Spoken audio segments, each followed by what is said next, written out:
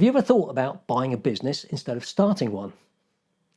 Most entrepreneurs spend months, sometimes years, building a business from scratch, finding customers, building a brand, creating systems, and hoping it all works out. But what if you could skip some of those early challenges and buy a business that's already trading, already profitable, and already has customers? Well, that's exactly the route today's guest has taken. I'm joined by Ryan McCormick from Impressions Creative Solutions. And over the years, Ryan has grown his business not just through hard work and organic growth, but by acquiring existing businesses and bringing them into the group. We're going to be talking about why he chose to buy businesses rather than start from scratch, how business acquisitions actually work, how they're funded, the lessons he's learned along the way, and whether there are more acquisitions on the horizon. Welcome back to the Riverport Business Podcast, the show where we sit down with the people behind the businesses, ideas and innovations shaping St Ives and beyond.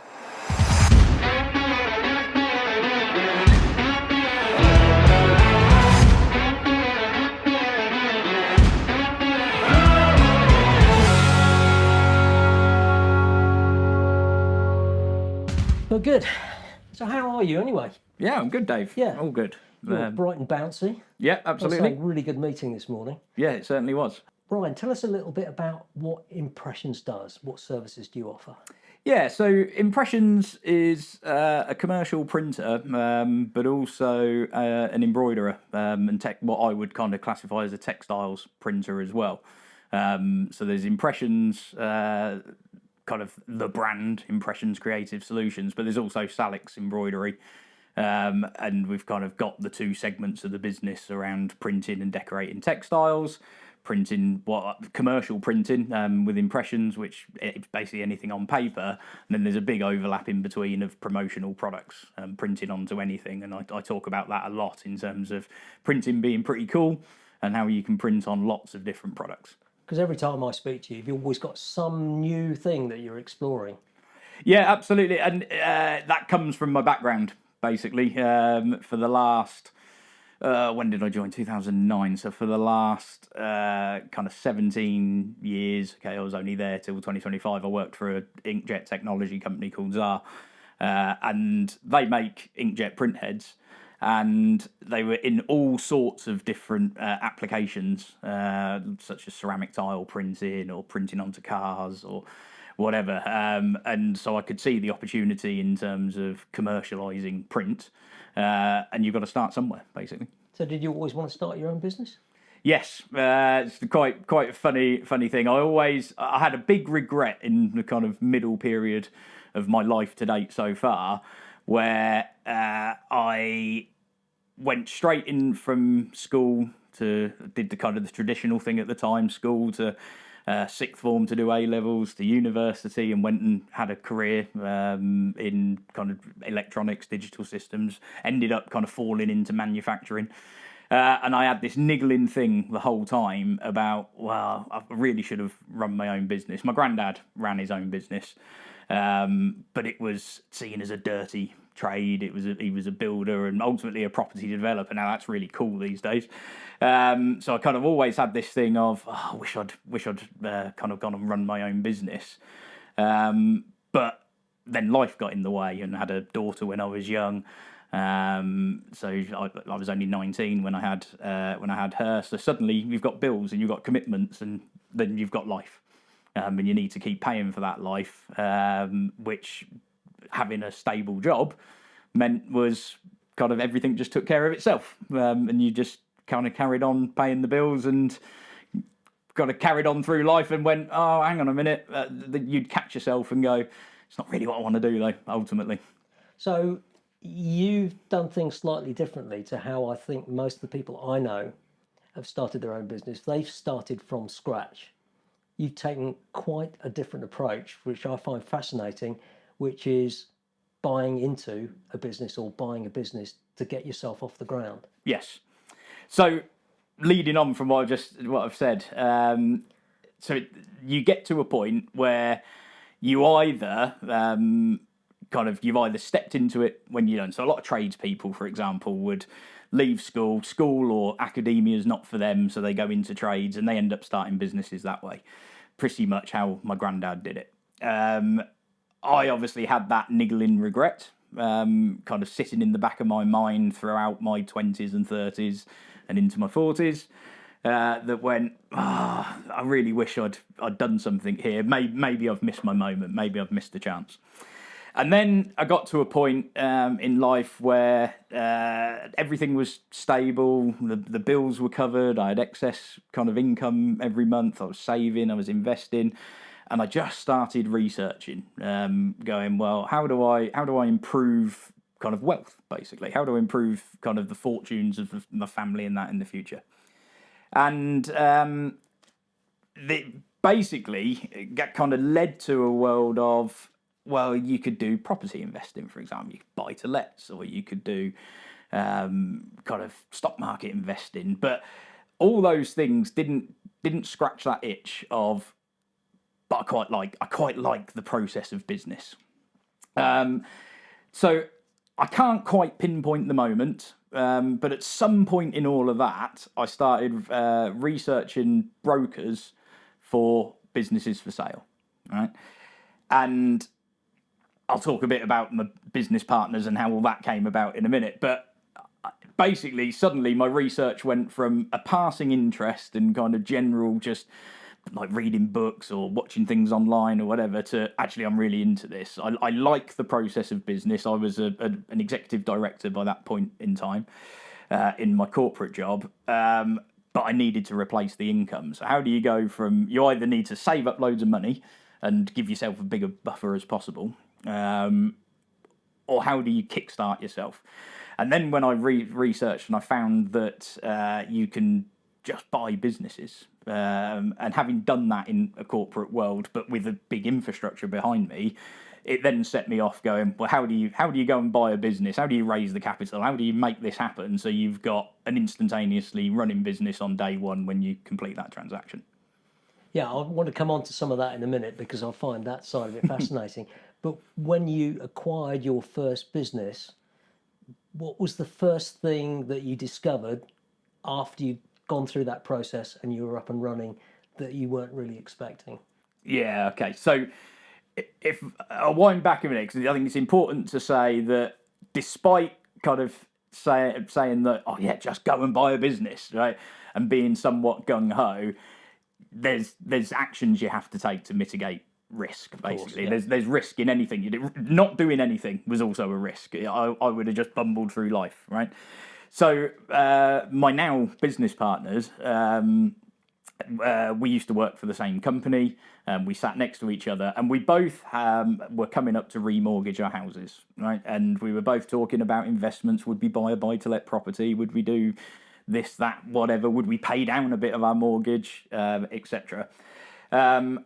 And obviously, at the same time, I was doing this research around business. My now business partner was doing more research on property development, and we both had a situation where our wives were either, in my case, my wife wasn't working at the time and his wife wasn't happy in her job. So we kind of, it started to build, and we started to go, well, do you know what? If we had something that they could both work in full time, that would be quite useful, but we need a stable income for them, etc. And it built from there. So when we found a company, and because we worked in the world of print technology, we knew and still know what was coming down the track in terms of technology for print on textiles. So very quickly, we kind of honed in on embroidery companies. And what we wanted to do was again, risk mitigation. We were looking at a company that had enough assets that should it all go wrong, we could just sell off the assets and get our money back. All right. Very quickly after completing, well, we can talk about how you do it and the finances and all that sort of, all the options around that later. Very quickly after having bought the company, and this was May 2019, you realise that most of the value of what you buy isn't in the assets at all. It's in customers and things like that. And then, of course, COVID happened. So we went from investing about £50,000 into buying a business and setting it all up. The business was based in Poole, so we relocated it to Cambridgeshire. Very quickly. Well, the world stopped. So that was the biggest thing. And we could have taken the view at that point to just shut up shop and cash in on sell everything off, and we probably wouldn't have made our money back, but we would have got some money back. But actually, we were well supported through that process with government grants, local council grants and things like that. My business partner did a great job kind of managing through that period because I was still working the day job at the time. So we managed to steer through that. And the other big lesson learned was, although the theory was true, that was, we're going to pick up this business, it's got loads of customers. What we've since learnt is a lot of customers wanted a local company. So it was great that we had this long customer list, and a few have stayed with us now. But we had to effectively start again post-COVID and rebuild the entire customer base with a local customer base because a lot of them just fell away either due to COVID or due to location. So that was a huge lesson learnt from that first time we did it. So you bought a business which was away from where you live, basically. So presumably you're acquiring their customer lists, which is one thing. You're acquiring their good name and presumably their brand. Yep. And you're acquiring staff as well. You can. In that instance, there wasn't. And so Salix Embroidery was the first one. It was just a husband and wife, and they wanted to retire. And then when anyone talks to me now about, why would you buy a business versus starting from scratch? Well, there's value in these operations. And often when I look at other businesses for sale, it's exactly the same sort of thing. It's owner operated. They're trying to get their last bit of value out of that business, and there is value to be had because of existing customers, etc. There's lessons we've learned along the way. Maybe not relocating something from Poole to Cambridgeshire at first go would be the right thing to do. Like I said, we had to rebuild from scratch again. But in that instance, in that very first instance, it was just a husband and wife. They ran the company and they kind of sold everything to us. As we move further down the track, there's been deals done where staff have been taken on. It's interesting because I think naturally people think that if you're buying a business, then you're getting it's a whole package. But actually, from what you're saying, it's a brand loyalty a little bit. And some customers aren't going to be local to that initial, the original company where they're located.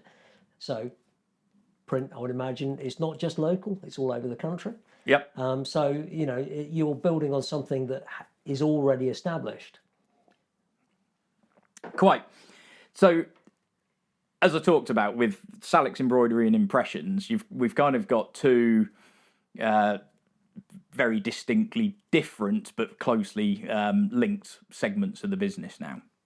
And print for sure, your generic print, your business cards, your leaflets, although a lot of our business is local, there's no need for it to be. You can ship anywhere, and that's also true of clothing. But for our kind of business model and how we've evolved since we started does kind of really capture the local market. And there's bigger companies than us out there that do things nationally and will never compete with their scale. But what they can't compete with is we're located here in Cambridgeshire and they're not. So therefore we will win business because of our location, not necessarily on price or anything like that, but the location, because there is a general trend and people are more conscious of shopping locally. And that plays then into any potential future acquisitions. If we wanted to go and capture a particular region, we might acquire a company in that region rather than try and just sell to that region, knowing that we can leverage things like locality. Because one of the questions I was going to ask, which you slightly touched on there, is how do you compete with the big players like Vistaprint and so on, who've got a massive market? It's all online. I'm guessing it's because you are local, people can talk to you. Yes. So yes, there's the element of being able to talk to you. You could also choose to scale that nationally if you wanted to, but we choose not to. And what I mean by that, in terms of scaling that, you could just scale the infrastructure in people to say there's always somebody to talk to. There's somebody, whereas like Vistaprint and other online kind of marketplaces for print, for example, everything's all self-service. And there's definitely an element of that. I know myself as a consumer, I would definitely be self-service. But I know in our business, for the type of customers we attract, it's generally because they're not self-service and they want more help. So part of that, though, is not that they've just got a person to talk to, is that they can actually come in and see it. And as part of the club, the business club we're in, I bring samples along all the time, and samples sell. And it's very difficult to do samples on a kind of national basis if you only got one locality. Of course, if you got to a big enough scale, you could go and hire like regional salespeople and send them out with that. Of course you can, but we're not at that scale yet. So anything's possible, but the locality of being able to speak to an expert, and when I say that, is not just somebody who's selling you the product, but the person that's actually going to design it and make it, is quite significant to our business. So when you're looking for a business, there's going to be lots of reasons why you want to choose that business, profitability and all that sort of thing. And does it service the area that you want to cover? If you're looking at those business, what are the red flags that you're looking for? So first and foremost, you take all the kind of emotion out of it, and you have got to look at the numbers, and is there a return? Are you able to actually pick this up and make money out of it? Actually, even before that, you got to think, what are you trying to get out of it? Because there are businesses out there that on paper don't make any money, but if you were to acquire them in a way that just folded them into our current operation, you'd wipe out a load of cost, and therefore it would make money. So it would have value to us as the acquirer, whereas it may not have value, that significant value in the marketplace as a standalone operational business. Beyond that, we kind of get into the detail around, are the customers going to be retained? Right, that's our biggest lesson learned from the first time around acquiring Salix Embroidery. So right now, if we look at acquiring another business, it's really about customers. So before we even think about acquiring a business, we could invest more and more money in salespeople, business development. We could invest in our own training, our own time, etc., to develop more business. But that all comes with that upfront cost and risk. And that might be the standard way to develop your business. But actually, as we talked about a minute ago, everything comes with risk. That's actually quite a risk, because you've got to spend a load of money before you get anything back. As long as, when you're looking at a company, as long as you can retain those customers, and that's the bit we delve into now more than, say, we did the first time, which is, have they got a retained customer list? Ideally, you'd have nice kind of long-term contracts and things like that. In this industry, that's usually not the case. So what you look is for repeat order patterns. Do you have lots of customers who have repeat orders? And then when you acquire the business, you keep the brand, everything stays the same, the staff are the same, etc. It just carries on. So therefore, those customers keep coming back, and therefore you've got that almost instantaneous return. So the elephant in the room, and anybody watching this will be asking the question in their head: if you've got a load of money in the bank as a business, you've got money to buy a business. If you haven't, where does that money come from? How can you do it? They really wanted this question. And I want to know. Yeah. So I'll go right back to the beginning. Right? I think, as I've already talked about, when this all started for us, we were at the stage of remortgaging our houses, right?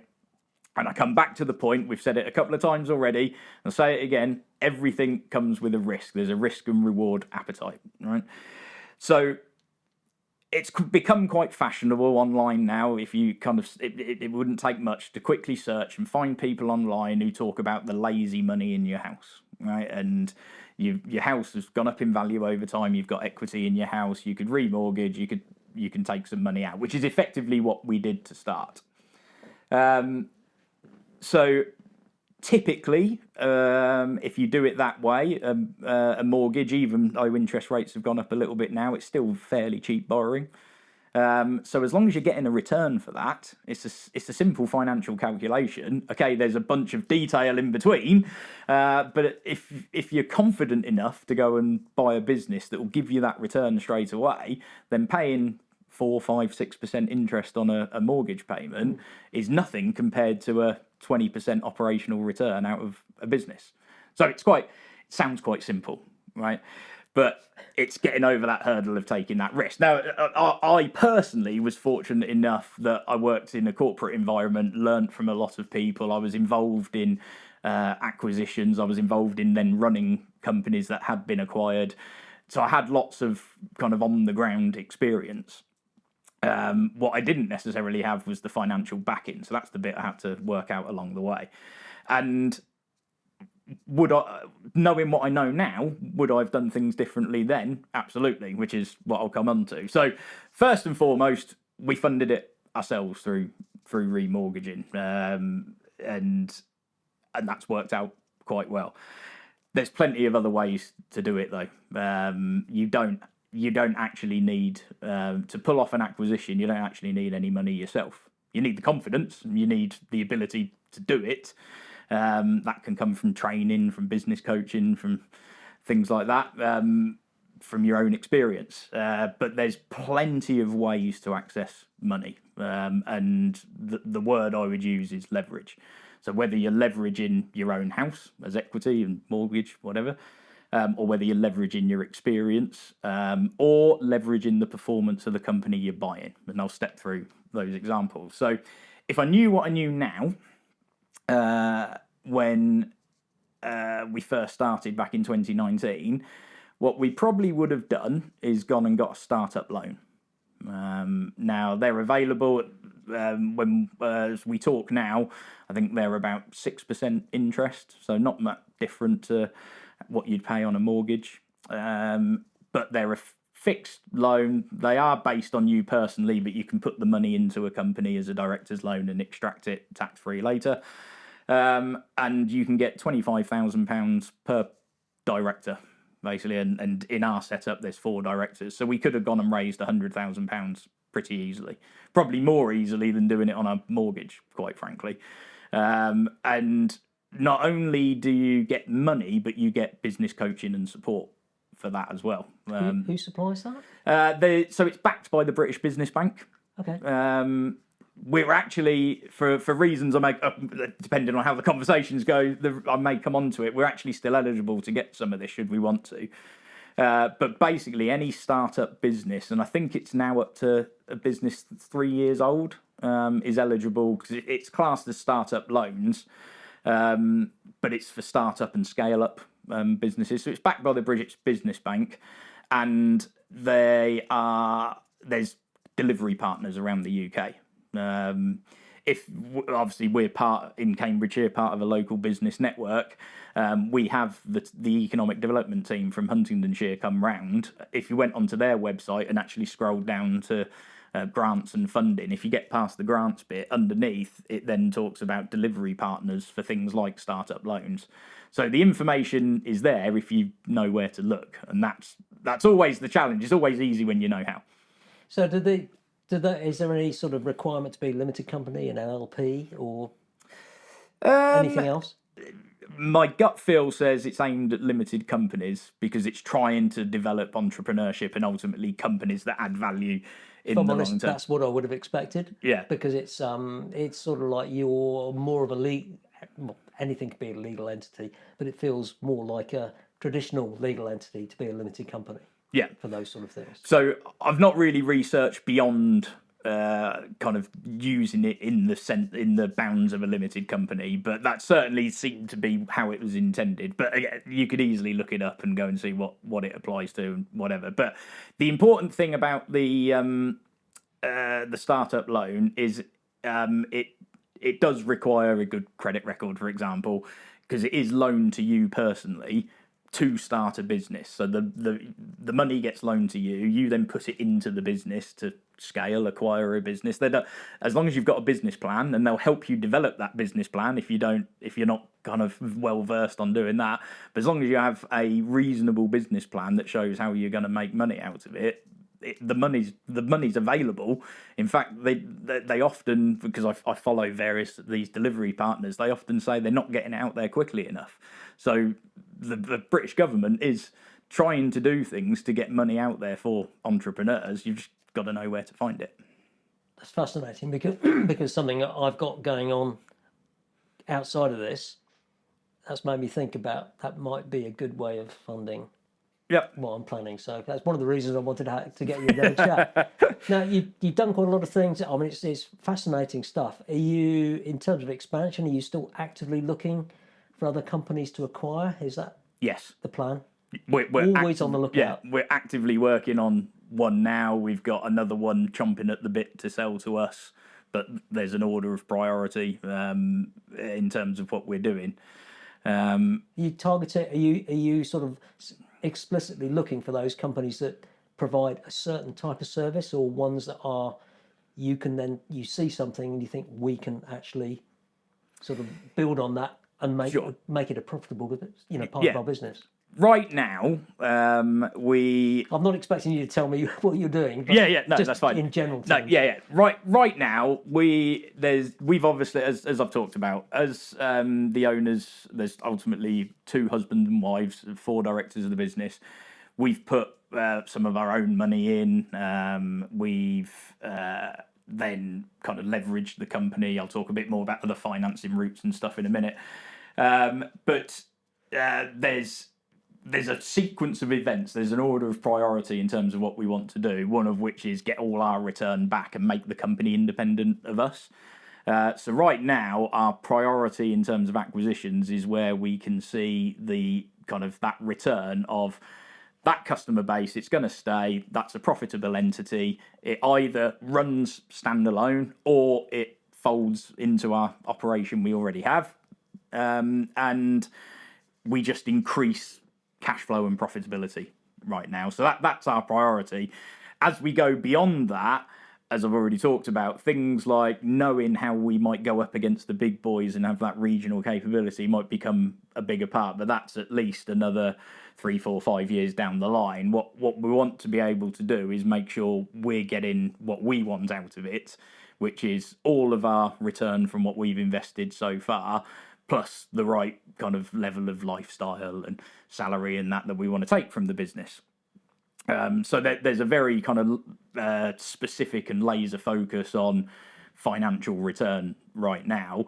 So what we are acquiring or have the opportunity to acquire are just similar business to what we already have that either give us a location in Cambridge city centre, for example, so that's something we're working on, or give us just a bigger customer base, but that's relied upon to fold into our current operation just to increase margin and profitability.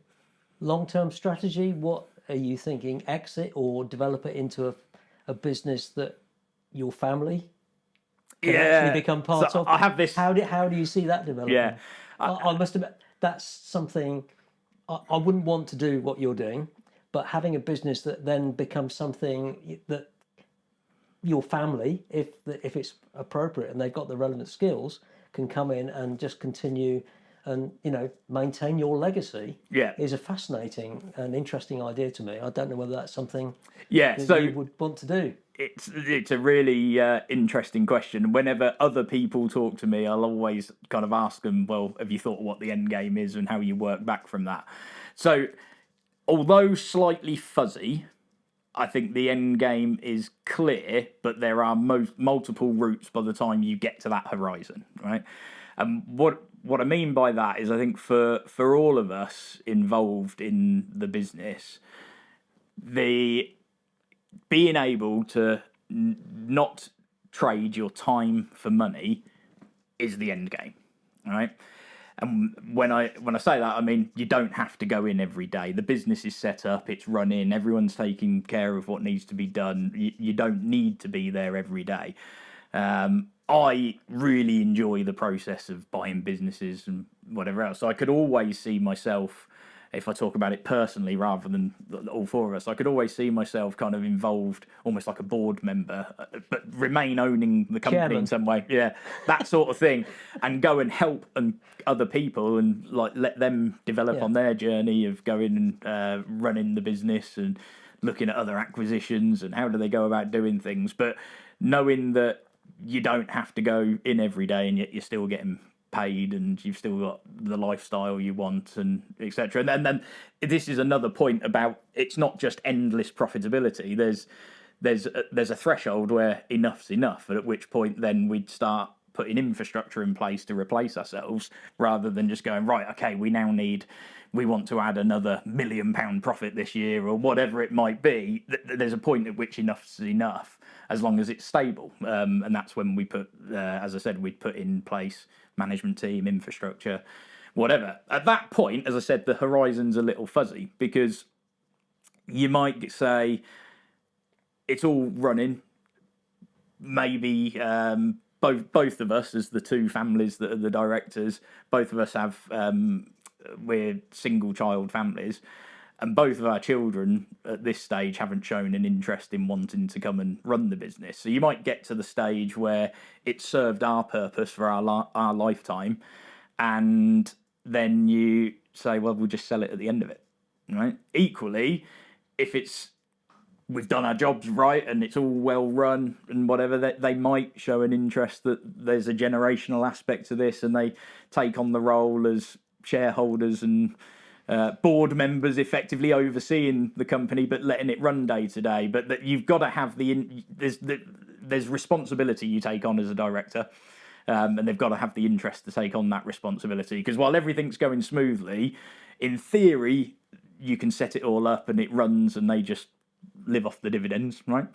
There'll always be something that's happened. So that's a bit vague, because that's hopefully another 20 years down the line or whatever, that they will see what happens, whether the kids are interested or whether we just sell it at that point. You just never know, do you? Exactly. One of the things about what you're doing, and I think anybody who runs their own business, I think you'll probably agree, people will say, oh, he's doing well or she's doing well because they work hard.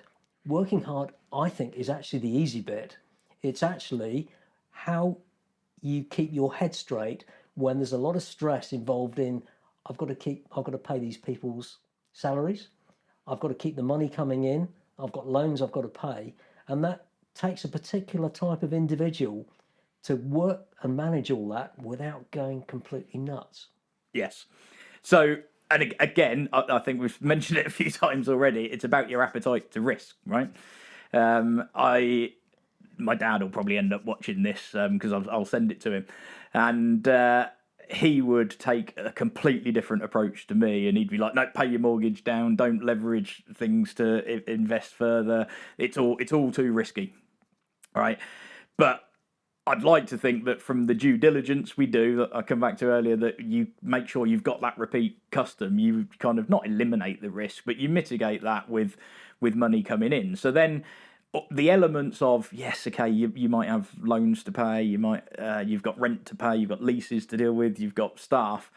Okay, that's all just operating a business, right? And particularly for me, I enjoy the process of business.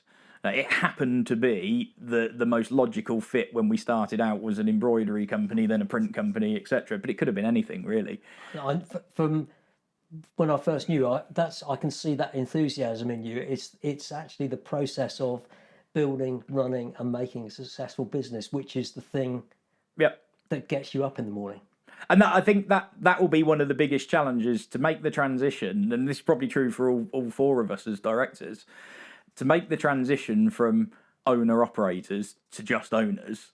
I think, although I kind of say really clearly that's what we want, I think that will be a difficult transition because we enjoy the hustle and bustle of the day-to-day of running things. So whereas going back to your question about kind of the stresses of all those bills to pay, I don't really think of it like that. They're just operating costs. Yeah.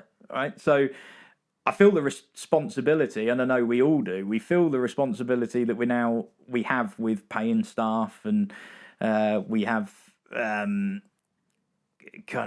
we're responsible for their livelihoods, but they're part of the business. They're helping make that happen as well, and we kind of use modern day software with accounting software like Xero, so we can see the numbers really easily. We know if we need to take action and bring more business in or do something. It's never easy, but generally we're trying to think about the hurdles we need to overcome to have a much bigger scale. So worrying about whether we're paying a £1,000 lease shouldn't be the things we're worried about, and we're not. And I guess you're going to be throwing curveballs every day, so it probably keeps your mind off it. I've got a few quickfire questions. Yep. First thing off the top of your head: buy a business or start a new one from scratch? Buy a business. Best acquisition you've made? Impressions. Biggest lesson learned? Don't assume you've got that income coming. Make sure you do your diligence that it is coming. One thing you always check before buying a new company? It's going to make money. Sounds so obvious to say. Take the plunge.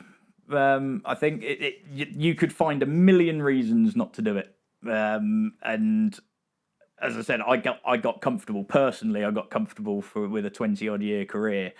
If you've got that, if you're thinking about it, if you're watching this and you're thinking about doing it, you're just going to need to take that next step and be brave enough to do so. Now, there's all sorts of things you can do in terms of mitigating risk, as we've talked about.